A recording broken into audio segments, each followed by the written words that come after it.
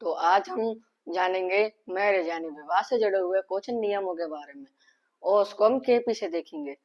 तो हम पहले नियम की तरफ चलते हैं। पहला नियम है हमारा ब्रेकअप का, यानी कि संबंध विच्छेद का।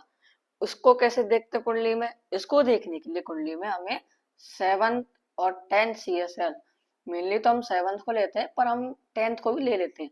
तो 7th और 10th CSL हमें 10, 11 और 12 ये तीन भाव को सिग्निफाई करता है। तो हम कह देते हैं कि इस कुंडली में या फिर इस दशा में ब्रेकअप के योग हैं।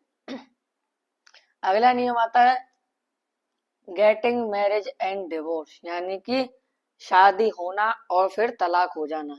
तो उसके लिए हम देखेंगे 7 CSL हमें 2, 7, 11 के साथ 1, 6, 10 और 4, 8, 12 जैसे भाव को सिग्निफाई कर देता है।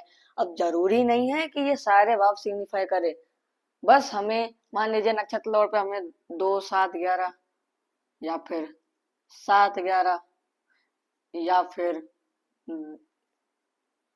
2, 11 ये भाव सिग्निफाई कर देगा जब। और इसमें 1, 6, 10 की जगह मान लीजिए हमें 1, 6, 10 तीनों मिल जाए तो और बढ़िया, या फिर 1, 10 या फिर 1, 6 ये भाव। 4, 8, 12 में से भी हमें इस प्रकार से कुछ भाव मिल जाते हैं। तो हम कह देते हैं कि शादी के बाद डिवोर्स के योग बनते हैं। फिर उसके बाद हम देखते हैं तीसरा पॉइंट है लिव सेपरेट आफ्टर मैरिज, यानी कि शादी के बाद अलग रहना। तो उसके लिए हम 7 CSL हमें 2, 6, 7 और 12 ये जैसे भाव को सिग्निफाई करता है। तो हम कह देते हैं कि ये तीन नियम कुंडली में अप्लाई हो रहे हैं।